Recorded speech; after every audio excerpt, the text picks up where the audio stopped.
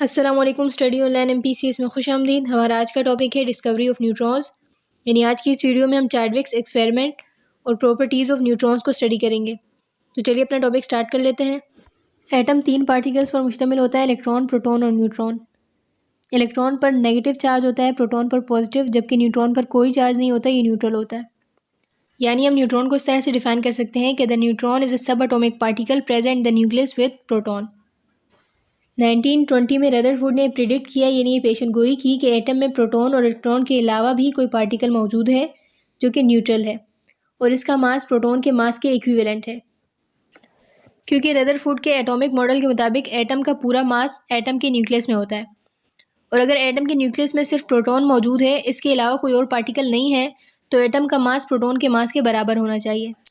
लेकिन जब साइंटिस्ट ने एक्सपेरिमेंट किया तो उन्हें मालूम हुआ कि एटम का मास प्रोटॉन के मास के बराबर नहीं है, बल्कि उसके डबल होता है। जैसे लेट सपोज कि अगर किसी एटम में 2 प्रोटॉन्स हैं तो उस एटम का मास उन दोनों प्रोटॉन्स के मास के इक्वल होना चाहिए, जबकि उस एटम का मास उन 2 प्रोटॉन्स के मास से डबल होता है, यानी 4 प्रोटॉन्स के बराबर होता है। लेकिन एटम में तो सिर्फ 2 प्रोटॉन्स प्रेजेंट हैं, तो यकीनन एटम के न्यूक्लियस में कोई और ऐसा पार्टिकल मौजूद है जो न्यूट्रल है, यानी जिसका कोई चार्ज नहीं है और जिसका मास प्रोटॉन के मास के ऑलमोस्ट बराबर होता है।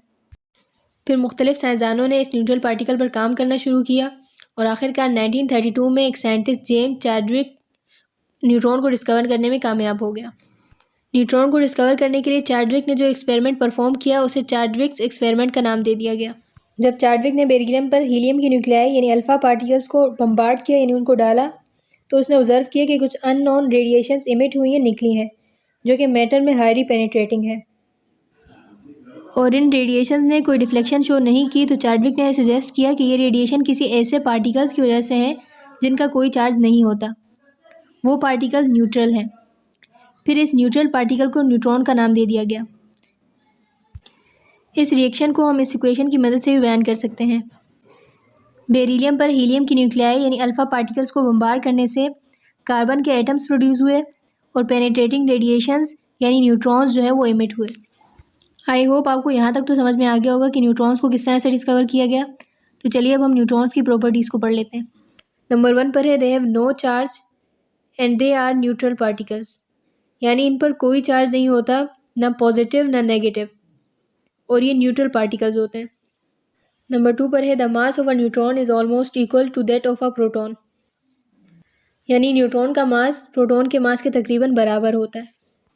नंबर 3 पर है these particles are most penetrating in the matter, यानी ये पार्टिकल्स मैटर में बहुत ज़्यादा पेनिट्रेटिंग है, यानी न्यूट्रॉन्स हाईली पेनिट्रेटिंग पार्टिकल्स हैं। आई होप आपको आज का टॉपिक समझ में आ गया होगा। वीडियो को लाइक और चैनल को सब्सक्राइब करना ना भूलिएगा और बेल के आइकन को लाजमी प्रेस कर लें ताकि मेरी हर नई आने वाली वीडियो की नोटिफिकेशन आपको बर वक्त मिलती रहे।